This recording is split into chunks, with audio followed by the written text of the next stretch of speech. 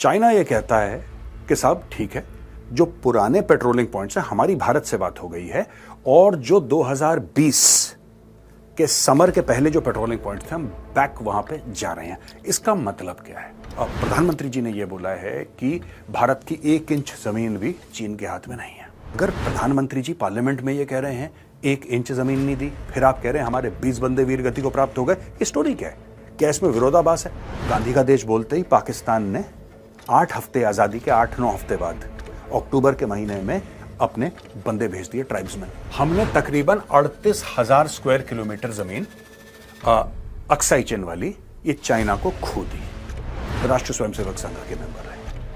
उनके लिए कहना कि मैं पाकिस्तान के साथ दोस्ती करना चाहता हूं या मैं चीन के साथ दोस्ती करना चाहता हूं, ये कितना बड़ा एक पॉलिटिकल स्टेप था। ये बेगानी शादी अब्दुल्ला दीवाना हमें भी क्योंकि भारत है इसलिए हमें करना है। देखो पाकिस्तानियों से मैं ये कह रहा हूं कि यार देखो सुनो, अपनी औकात में रहो, ज्यादा उछलने की जरूरत नहीं है कि हर जगह जब भारत जा रहा है, ये देखो ये अमीर लोगों का क्लब है यार, तुम्हारा क्या लेना देना इन सब चीजों से।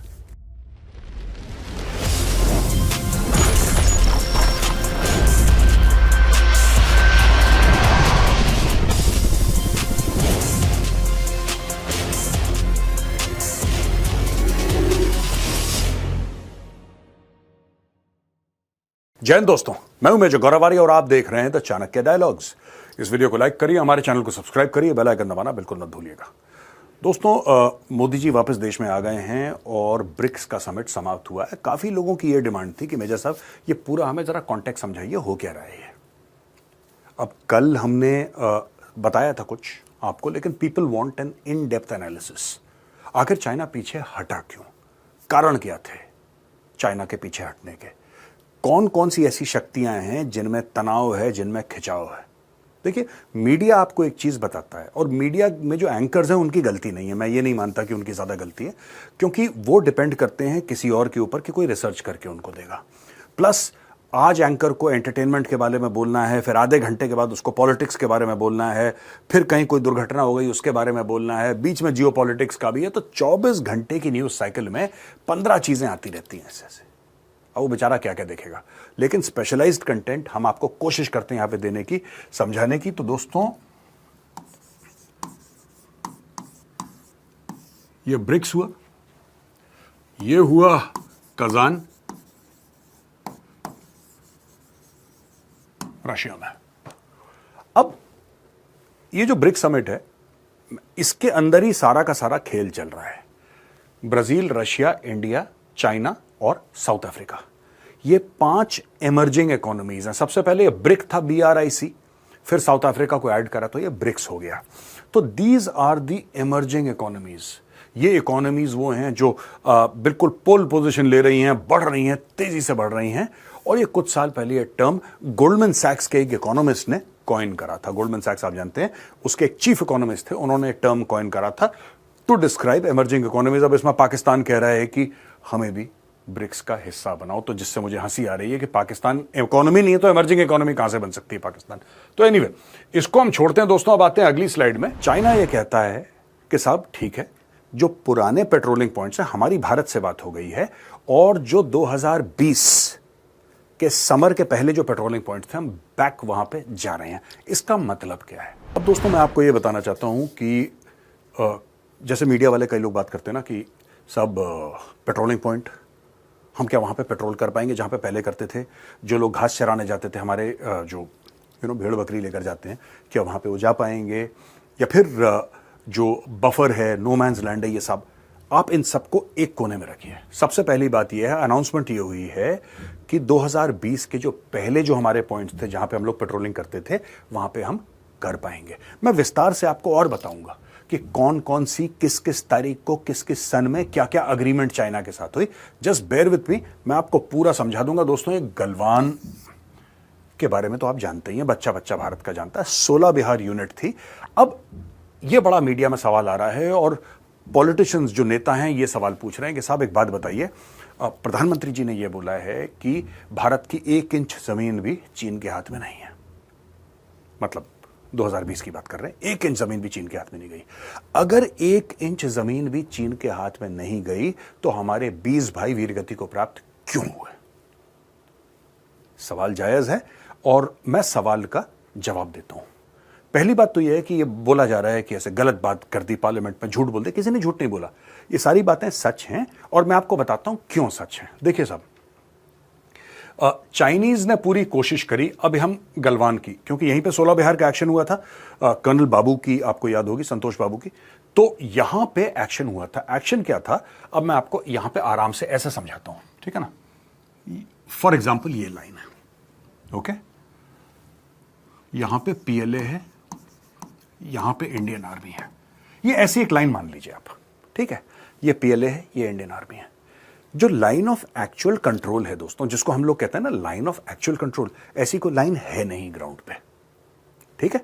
इसको कहा जाता है line of actual control. There is no line. जैसे लाइन ऑफ कंट्रोल की जब हम बात करते हैं, जो पाकिस्तान के और भारत के बीच में, पाकिस्तान ऑक्यूपाइड कश्मीर एक तरफ है और भारत वो भी हमारा ही एरिया है, लेकिन that is Pakistan occupied, right. तो एक लाइन ऑफ कंट्रोल है जो कि अग्रीड अपॉन है बिटवीन इंडिया एंड पाकिस्तान की, ये है।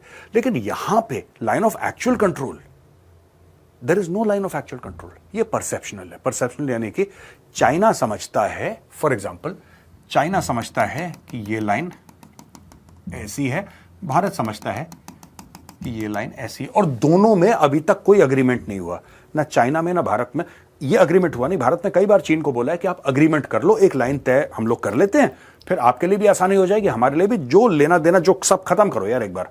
चाइना कहता नहीं। अब चाइना क्यों नहीं कहता है, मैं आपको ये भी बता देता हूं, ये जानना बहुत जरूरी है, क्योंकि देखिए बात यह है कि ये पूरा जो अरुणाचल प्रदेश का एरिया दोस्तों, ठीक है ना, ये चाइना कहता है इसको south Tibet, south Tibet. South Tibet इस पूरे एरिया को चाइना कहता है। चाइना ये कहता है कि पूरा अरुणाचल का एरिया हम ले लेंगे, ये हमें, इसकी मतलब ये हमारा एरिया है, दिस इज चाइनीज एरिया, ऐसा वो लोग कहते हैं। अच्छा, ये आपको पता है कि तवांग में दिक्कत हुई थी, ये एक फ्लैश पॉइंट था। डोकलाम में क्या हुआ ये आपको पता है। अच्छा, ये पेंगोंग त्सो है, ये डेमचौक है, दौलत बेग ओल्डी, ये सारे के सारे फ्लैश पॉइंट्स हैं यार, जहां पे ना चाइना के साथ खटपट हुई है हमारी। हम अगर बात करेंगे गलवान घाटी की और कर्नल संतोष बाबू की, या फिर 16 बिहार के एक्शन की, जिसमें आर्टिलरी वाले भी थे और लोग भी थे, सिर्फ 16 बिहार नहीं थे, लेकिन मैक्सिमम ट्रूप 16 बिहार के थे। अगर हम उस एक्शन के बारे में बात करेंगे और आप ये पूछेंगे साहब कि हुआ क्या, अगर प्रधानमंत्री जी पार्लियामेंट में ये कह रहे हैं 1 इंच जमीन नहीं दी, फिर आप कह रहे हैं हमारे 20 बंदे वीर गति को प्राप्त हो गए, ये स्टोरी क्या है? क्या इसमें विरोधाभास है? नहीं, इसमें कोई भी विरोधाभास नहीं है। मैं फिर आपको बताता हूं। उदाहरण के लिए ये है, मानिए भारत इसको मानता है LAC, ठीक है, मैंने बोला परसेप्शनल है, चाइना कुछ और मानता है, हम लोग कुछ और मानते हैं। इस बात पे हम लोग राजी हो जाते हैं कि चलो माना कि ये LAC है, उदाहरण के लिए ये LAC है, यहां पे इंडियन आर्मी खड़ी है, ये PLA है। अब इशू ये है कि PLA वालों ने यहां पे टेंट लगाने शुरू कर दिए, करेक्ट, PLA वालों ने यहां पे टेंट लगाने शुरू कर दिए इनको उखाड़ फेंकने के लिए। ये अंदर नहीं आए, किसी ने हमारी जमीन नहीं ली, लेकिन हमारी अग्रीमेंट्स थी उनके साथ, हमने साइन करके दिया था, चाइनीज ने भी साइन करा था, और 5 अग्रीमेंट हैं। किस सन में क्या साइन करा मैं आपको यह भी समझाऊंगा पूरा।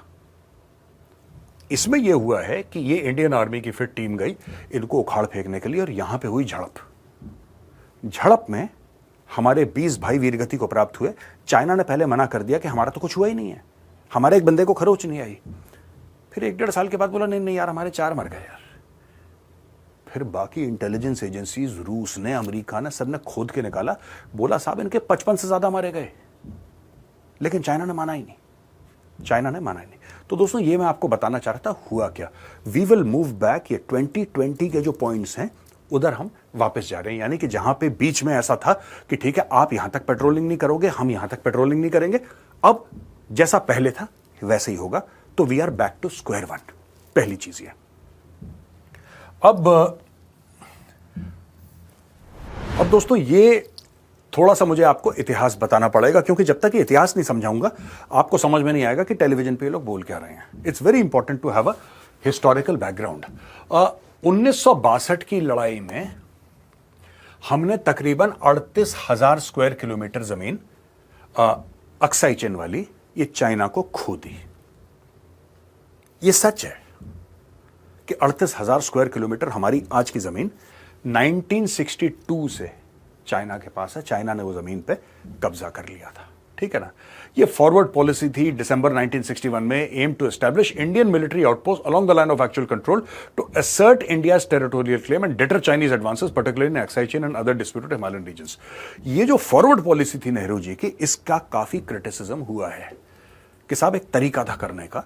आपने ऐसी देखिए, फौज होती है ना, फौज का एक प्रेपरेशन होता है, फौज का एक प्रेपरेशन होता है। आप सबसे पहले जब देश की आजादी हुई, आपने ये बोला कि आपको फौज चाहिए नहीं, जो कुछ हल्ला वल्ला करेगा पुलिस वाले हैं, डंडा चुंडा मार के सबको भगा देंगे। You don't need the army navy in the air force at all, क्योंकि भारत गांधी का देश है। और गांधी का देश बोलते ही पाकिस्तान ने 8 हफ्ते, आजादी के 8-9 हफ्ते बाद अक्टूबर के महीने में अपने बंदे भेज दिए, ट्राइब्समैन। उसमें पाकिस्तानी आर्मी वाले भी थे सादी वर्दियों में। हमारे ऊपर हमला हो गया 1962 पे, दोबारा हमारे ऊपर हमला हो गया। ये उसी की कहानी मैं आपको बता रहा हूं। ये फॉरवर्ड पॉलिसी की वजह से सीनो इंडियन वॉर ऑफ 1962 यानी कि चाइनीज इंडियन वॉर हुआ, और ये 20 अक्टूबर को शुरू हुआ और 21 नवंबर को खत्म हो गया। ऐसा मतलब इतिहास हमें बताता है। दोस्तों, अगर आपको ज्यादा जानना है इस लड़ाई के बारे में, तो ये किताब है, अक्सर मैं इसको रिकमेंड करता हूं, दिस बुक हिमालयन ब्लंडर। आप इसको जरूर पढ़िए, इस किताब को। और ये हैं brigadier John Dalvi, 14th battalion of the guards regiment. ये मिलिट्री ऑपरेशंस डायरेक्टरेट में थे और काफी अच्छा इनका प्रोफाइल रहा है, काफी अच्छा करियर। उन्होंने किताब लिखी हिमालयन ब्लंडर, और इस किताब में उन्होंने सब कुछ बताया है कि भाई गलती कहां हुई, इतना बड़ा जो ब्लंडर था, इतनी बड़ी जो चूक हुई हमसे, वो कहां हुई, पूरी डिटेल। ये किताब आप जरूर पढ़िएगा, मैं आपको रिकमेंड करूंगा। I will recommend this book. और इस बुक का जो लिंक है मैं यहां पे डिस्क्रिप्शन में डाल रहा हूं, आप जाइए।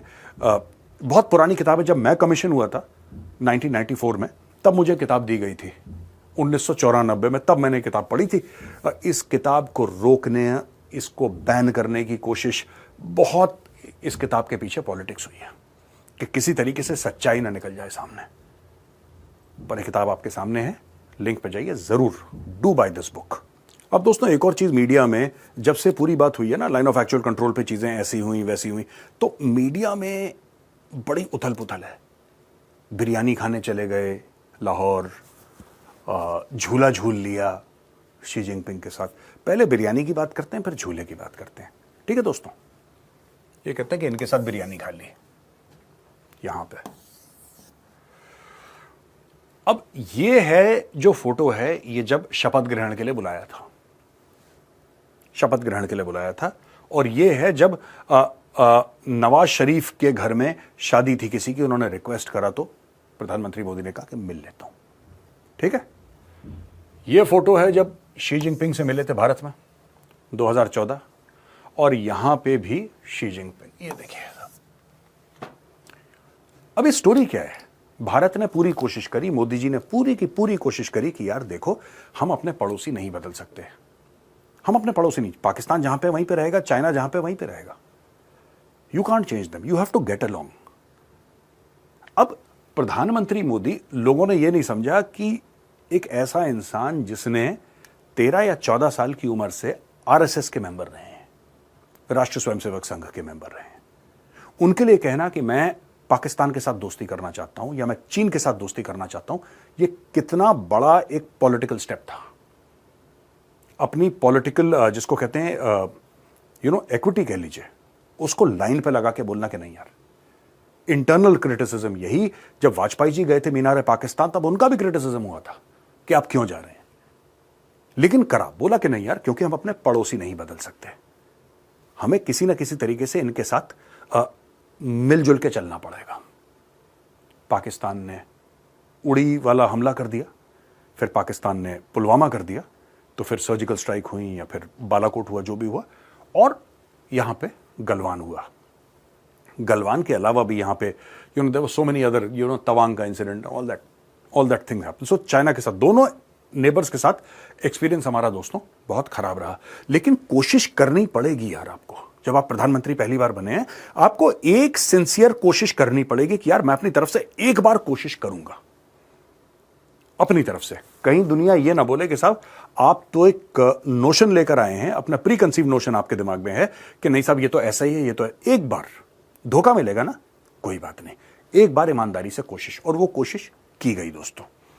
अब मैं दोस्तों आपको यह बताता हूं कि कब कब वो अग्रीमेंट हमारी साइन हुई थी चीन के साथ।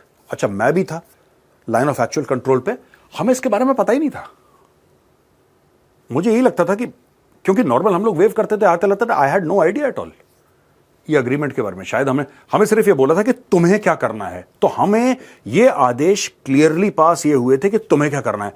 I was not aware of all this. ये बाद में आके पढ़ा तब पता लगा, अच्छा तुम्हें ये नहीं करना, ये नहीं करना, ऐसा नहीं करना, वो 8-10 लिख के हमें हुक्म जो जारी किया गया था वो हमें बिल्कुल एब्सोल्युटली क्लियर था।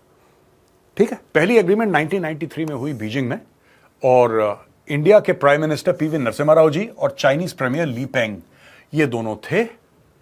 इन्होंने बोला कि both sides agreed to respect the line of actual control, avoid military confrontation, reduce troop deployments and resolve the boundary dispute peacefully. तो ये बोला कि साहब देखो हम 4 चीजें करेंगे। एक तो हम लाइन ऑफ एक्चुअल कंट्रोल की इज्जत करेंगे, दूसरी चीज मिलिट्री कन्फ्रंटेशन यानी कि नथिंग, तीसरी चीज ट्रूप डिप्लॉयमेंट जितनी है उसको कम करेंगे, और resolve the boundary dispute peacefully, यानी कि यह बात तय हो गई थी पीवी नरसिम्हा राव जी और प्रीमियर ली पेंग के बीच में कि हम इसको रिजॉल्व करेंगे डिस्प्यूट को। यह बात है 1993 की। उसके बाद 1996 में नई दिल्ली, यहां पे प्राइम मिनिस्टर एचडी देवेगौड़ा और चाइनीज प्रेसिडेंट यांग ज़ेमिन, इनके बीच में अग्रीमेंट साइन हुई, और बोला कि साहब measures to reduce military tensions, advance notice of troop movement, restrictions on military activities near LAC and limits on aerial exercises, यानी कि हवाई जहाज से जो आप एक्सरसाइज करते हो, हवाई जहाज का ना, then it becomes a strategic issue when you use the air force. जब तक ट्रूप्स चल रहे हैं जमीन पे तब तक ठीक है, एक बार आपने एयरफोर्स लॉन्च करी फिर वो मामला एक अलग लेवल पे चला जाता है, राइट? ये बात हुई। ये दूसरी थी 1996 की। तो दोस्तों मैंने बताया 1993 फिर 1996। अब हम आते हैं 2003, declaration on principles for relation and comprehensive cooperation. 2003 में प्रधानमंत्री अटल बिहारी वाजपेयी जी और Chinese premier Wen Jiabao strengthen bilateral ties beyond the border dispute, China recognised Sikkim as part of India. ठीक है जी, China recognise Sikkim as part of India. फिर 2005 में नई दिल्ली में एक और होती है, प्रधानमंत्री पीएम मनमोहन सिंह जी और चाइनीज प्रीमियर वेन जियाबाओ, इनके बीच में फिर से ये 2003 ये 2005 set political guidelines for resolving the boundary dispute. Political guidelines, not military, political, राजनीति से, कूटनीति से इसको सॉल्व करेंगे, इसमें फौजियों का कोई लेना देना नहीं है। Ensuring mutual respect and considering the interests of settled populations, यानी कि जो बॉर्डर में पॉपुलेशन है उनके क्या इंटरेस्ट है, ऐसा नहीं कि उनको उखाड़ के फेंक दिया। ये सारी की सारी चीजों में। फिर बोला border defence cooperation agreement sign हुआ 2013 में बीजिंग में, और इसमें Indian prime minister Manmohan Singh ji और चाइनीज प्रीमियर ली क्यांग, ये improve mechanism for border management, better communication between military personnel and agreed measures to avoid confrontation along LOC। ये सारी की सारी चीजें जो लोग बोलते हैं ना आपने अपने फौजी बिना हथियार के क्यों भेज दिए, आप सुनते होंगे टेलीविजन डिबेट में, आपने तो अपने फौजियों को बिना हथियार के भेज दिया इसलिए हमारे भाई वीर गति को प्राप्त हो गए। ये भाई साहब आपने साइन कराया, ये सब ये साइन कराया आपने लिख के दिया है कि तेरा भी बिना हथियार के आएगा, मेरा भी बिना हथियार के आएगा। आपने साइन करके दिया है कि एग्रेसिव पेट्रोलिंग नहीं होगी। आपने साइन करके दिया है कि आप इवन प्रैक्टिस के लिए फायरिंग रेंज एलएसी के आसपास नहीं बना सकते। आपने साइन करके दिया है कि आप वेपन और ये सब साथ अपने कैरी नहीं करेंगे, हथियार। इसीलिए जब लड़ाई हुई थी वो बेसबॉल बैट में तार लपेट के लड़ाई इसलिए हुई थी। चाइना ये नहीं चाह रहा था कल आप ये बोल दो कि भाई आपने हथियार वहां पर ले आया और आपने जंग शुरू कर दी। तो चाइना ने बोला कि एक थ्रेशोल्ड के नीचे एक्शन करो, थ्रेशोल्ड के नीचे, कि कल अगर मामला सलटाना पड़े तो सलट जाए। क्योंकि एक बार आपने गोली चला दी और कोई गिर गया वहां पर, किसी के गोली लग गई, और इंडियन फौजी वीरगति को प्राप्त हो गया, फिर लेने के देने पड़ जाएंगे, फिर दैट इज इरिवर्सिबल, जान जाना। तो इसमें बोला जान जानी झड़प में गई है, गोली वोली नहीं चलाई। आप समझ रहे हैं, ये चाइनीज मेंटेलिटी है। तो जो लोग कहते हैं ना कि क्यों करा आपने, क्यों करा, हाथ बांध के भेज दिया, ये सब ये सारी की सारी, ये सब इसलिए 1993, 96, 2003, 2005, 2013 आपने सारी की सारी एग्रीमेंट साइन करी है बॉस। आप कुछ नहीं कर सकते, आपने एग्रीमेंट साइन करी। चाइना ने वो एग्रीमेंट फाड़ के फेंक दी और चाइना ने करार तोड़ दिया।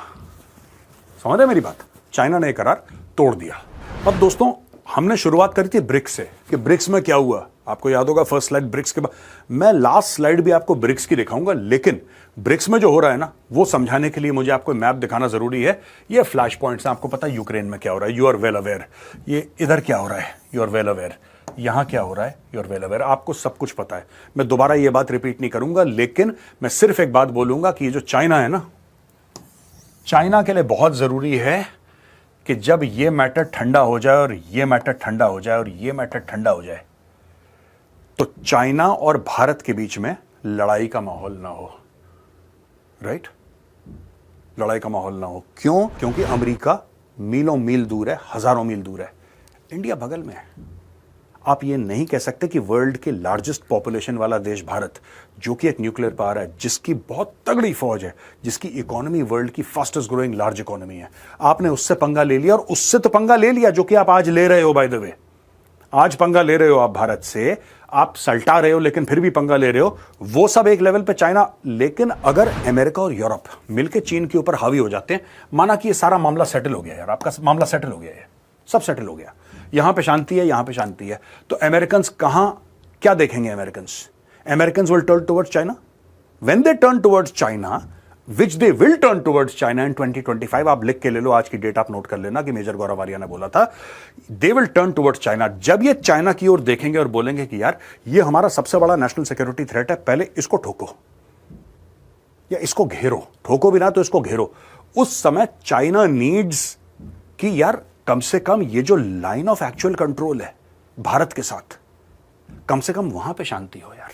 तो दोस्तों चाइना का यह मानना है कि जब यहां पे पूरे में शांति हो जाएगी ना, और भारत के साथ हम मैटर्स अपने सेटल कर लेंगे, तो जब ये लोग हमारे पीछे पड़ेंगे, यानी कि चीन के पीछे पड़ेंगे, अमेरिका और यूरोप वाले, पूरा नेटो परिवार मिल के जब चाइना के पीछे पड़ेगा, शामिल ऑस्ट्रेलिया, शामिल जापान, शामिल ताइवान, ये सब लोग जब चाइना की ओर देखेंगे कि ये हमारा सबसे बड़ा नेशनल सिक्योरिटी थ्रेट है और चाइना के खिलाफ ये लोग प्रेशर डालेंगे, उस समय China can ill afford a belligerent India.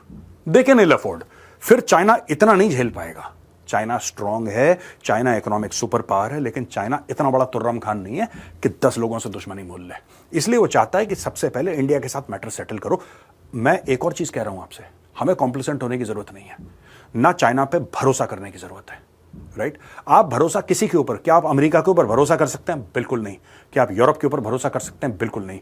इसी प्रकार से आप चीन के ऊपर भी भरोसा नहीं कर सकते। अगर चाइना आज की तारीख में कह रहा है ना कि चलो यार हिंदी चीनी भाई भाई चलो हाथ मिला लेते हैं, कोई बात नहीं, 2020 के पहले वाले पेट्रोलिंग पॉइंट्स पे चलते हैं, ये सिर्फ हमें अभी के लिए आश्वासन दे रहा है। ये फिर आएगा वहां पे, इसकी फितरत है। अब दोस्तों आप इसको देखेंगे, अब ये देखेंगे दोस्तों, एंड में मैं वापस ब्रिक्स से आता हूं जहां पे मैंने शुरू करा था। ये कजान में हुआ है, रशिया में ब्रिक अभी जो खत्म हुआ है, इसमें यूक्रेन कन्फ्लिक्ट, ये सारा का सारा गेम खेला जा रहा है यार, सारा का सारा। Ukraine conflict reaffirmed peaceful resolution through diplomacy, तो बोला कि साहब इसको डिप्लोमेसी से हम कर देंगे, तो ठीक है, वहां पे चाइना भी सपोर्टर है, भारत न्यूट्रल है, तो लोगों ने ऐसी बात करी। Palestine express grave concern over escalating violence and humanitarian crisis, लेकिन करना किसी ने कख नहीं है पैलेस्टीन के बारे में, मैं आपको बता रहा हूं। ठीक है, अमेरिका भी कहता है इजराइल तुम बहुत गंदे हो यार, तुम बहुत खराब हो। फिर अमेरिका इजराइल को कहता है ये ले बम, चुपचाप से डाल दे, तू बम डालेगा हम तेरे को फिर कंडेम करेंगे, फिर बोलेंगे तुम लोग बुरे लोग हो, एक और बम डाल दे। ये चल रहा है। Middle east alarm over humanitarian and crisis in southern Lebanon, call for immediate cessation of military acts. ये सब कुछ नहीं होने वाला, ये बातें हैं, कस्में वादे प्यार वफा सब बातें हैं, बातों का क्या। ठीक है, आप बातें समझ के इसको ठंडे बस्ते में डाल दो, कख नहीं होने वाला। अब दोस्तों एक्नॉलेज इंपॉर्टेंस ऑफ G20। ठीक है, G20 इंपॉर्टेंट है, nothing new, of course it's important. Financial architecture reform, international financial institution for inclusiveness and agility. Basically क्या है कि अमेरिकन हेजेमनी से परेशान होकर अब लोग कह रहे हैं कि हमारा अपना सिस्टम होना चाहिए, we can't be ruled by the dollar always. फिर इंटरनेशनल मॉनेटरी फंड, ये इसके बारे में ब्रिक्स इंटरबैंक कोऑपरेशन, ये सारा का सारा डी डॉलराइजेशन का, local currencies, cross border payment, BRICS grain exchange, BRICS plus partnership, addition of new members Egypt, Ethiopia, Iran, Saudi Arabia and UAE. इन सबको ऐड कर लिया, ये नए मेंबर हैं, ठीक है। फिर वैक्सीन और एंटी माइक्रोबियल रेसिस्टेंस, आप इन सबको छोड़ दो। बेसिकली एंड में क्या था कि मैं आपको बताता हूं कि पाकिस्तान चाह रहा था कि ब्रिक्स का मेंबर बने। अब क्यों चाह रहा था ये तो पाकिस्तानियों से पूछना पड़ेगा। अगर कोई पाकिस्तानी वीडियो देख रहा है तो भाई आप लिखो कमेंट्स में कि आप क्यों। ब्रिक्स क्या है? ब्रिक्स इज एमर्जिंग इकोनॉमीज, जो एमर्ज कर रही हैं इकोनॉमीज दुनिया भर में। अब आप देख लीजिए, भारत है अगर इसमें, for example let's start with BRICS only. Brazil good economy, Russia solid, India solid, China solid, South Africa solid. अब इधर आओ, इजिप्ट, ठीक है, okay, but Suez Canal. Ethiopia, okay, Iran, lots of potential, इसको मेन स्ट्रीम करने की कोशिश करी जा रही है। और मैंने अपने पुराने वीडियो में भी बोला था कि भारत भी पूरा सपोर्ट करेगा ईरान की मेन स्ट्रीमिंग का। भारत का एंगल कुछ और है, it is related to Pakistan, ठीक है ना। Saudi Arabia very rich country, UAE, इसमें पाकिस्तान कहां से आ गया यार? ये बेगानी शादी अब्दुल्ला दीवाना, हमें भी क्योंकि भारत है इसलिए हमें करना है। देखो पाकिस्तानियों से मैं ये कह रहा हूं कि यार देखो सुनो, अपनी औकात में रहो, ज्यादा उछलने की जरूरत नहीं है कि हर जगह जब भारत जा रहा है, ये देखो ये अमीर लोगों का क्लब है यार, तुम्हारा क्या लेना देना इन सब चीजों से। सोचना पाकिस्तानियों, कमेंट्स में लिखना मेजर ने क्या बोला है। तो दोस्तों कैसा लगा आज का वीडियो? मैंने सोचा समझा दूं आपको ओवरऑल, क्योंकि बहुत डिमांड आ रही थी कि इसके पीछे बैकग्राउंड क्या है, तो मैंने बैकग्राउंड समझाने की आपको आज कोशिश करी है। Thank you very much for watching this video. If you like this video, press the like button, subscribe to our channel. Don't forget to press the bell icon. जय हिंद, वंदे मातरम, भारत माता की जय।